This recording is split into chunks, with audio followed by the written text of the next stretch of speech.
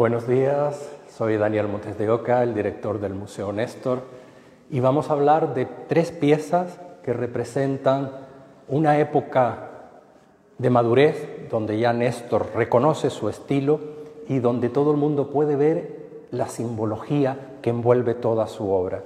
Son tres piezas que cronológicamente van desde 1918, 1919 y 1920.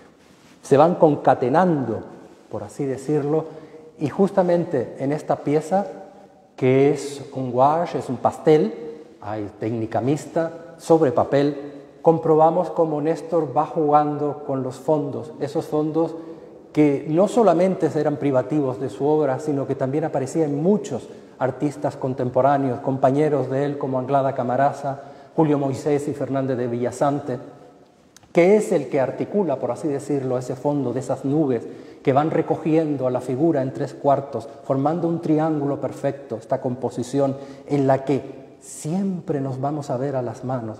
Esas manos alargadas, casi manieristas, tienen una simbología. Está metiendo uno de sus dedos, lo introduce dentro del libro, como queriendo decir, soy parte de ese humanismo que tanto definió a la obra de Néstor. Reconocemos posiblemente al personaje que está titulado como Retrato de joven, con esa percepción que tenía él de la sexualidad, esa feminización de lo masculino y la feminización que aparece con ese largo cuello, como siempre, remitiéndonos al mundo del Renacimiento y del Barroco. Casi esa figura se convierte con posterioridad en un Lord Byron. Está vestido de alguna manera con esa camisa que sobrepasa a la chaqueta, está remitiéndonos también a ese mundo del romanticismo.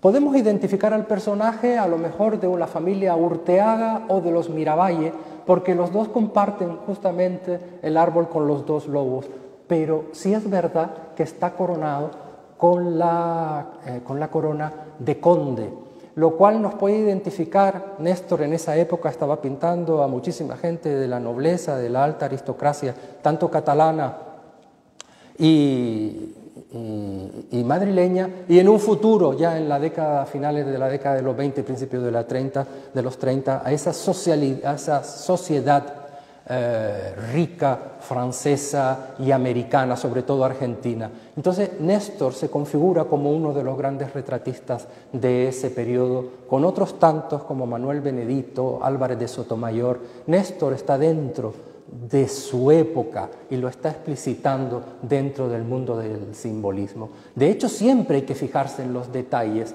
En el fondo también aparecerá un sauce llorón y el remedo de una arquitectura indefinida que siempre nos está también recordando un poco al mundo, a esas cúpulas bizantinas y esas cúpulas que tienen que ver con el mundo griego de las Cícladas. Pasamos a otro retrato, Dama Catalana. Viene de la familia, de hecho se adquiere a Caridad Folk, una señora de la alta burguesía catalana, posiblemente esté vinculada a ese apellido, y donde se ve la ampulosidad de una mujer que sabe de su posición, de su estatus, y lo vemos a través de la calidad de la pincelada. El zorro, el isatis este maravilloso, donde retrata pelo a pelo la calidad de la piel, pero sobre todo de las joyas, en la que aparecen muchas perlas. Recuerden que las perlas tienen el significado no solamente de virginidad, sino también de la conexión con Venus, de la sexualidad.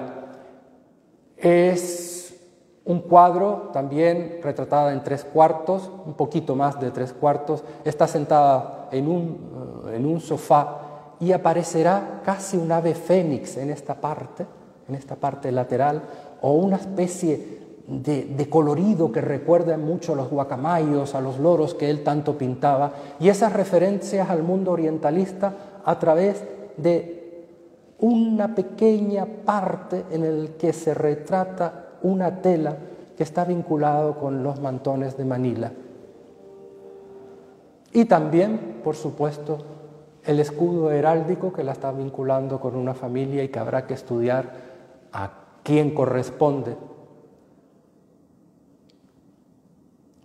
Y acabamos con otro retrato de 1919 de los que aparecieron en su momento en Argentina.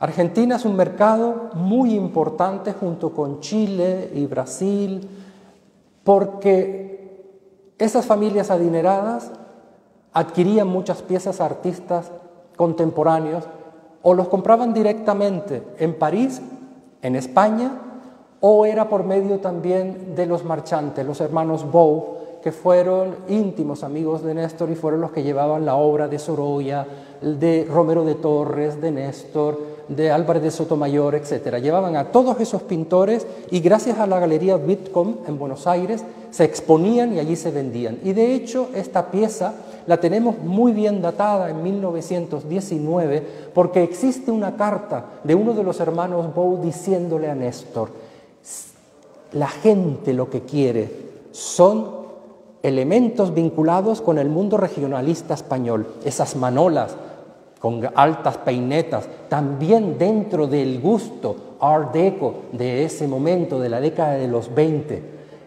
Y esas mujeres españolas que tanto vendían y que tanto gustaban, pero aquí lo criticó y le dijo: Néstor, necesitamos más color porque es lo que le gusta a esa clientela. De hecho, quien realmente tiene el peso del color es esa gitana con ese niño rubicundo que lo tiene entre sus brazos y está pidiendo una limosna a esta mujer que posiblemente había salido de misa en aquel momento, y se le titula Una limosna por caridad. La composición está muy ligada también al efecto escenográfico que Néstor otorga a todas sus composiciones en este periodo. Por esta época estaba vistiendo a grandes personalidades, tanto de la danza como del teatro, a la francesa Cécile Sorel, pero también a la Argentina, a Imperio Argentina. ¿Cuánta Argentina por medio? Porque es importante recalcar que esas ricas herederas, cuando visitaban sobre todo París y Londres, estaban expectantes todas las casas, los varones, condes y duques que ya estaban arruinados, intentando casarse con estas mujeres que podían estar hasta 3 días cabalgando por sus fincas en esos grandes latifundios americanos. Entonces, Néstor retrata una época de esplendor, es del canto del cisne de la civilización europea. Ya después vendrá la Segunda Guerra Mundial y el mundo cambia.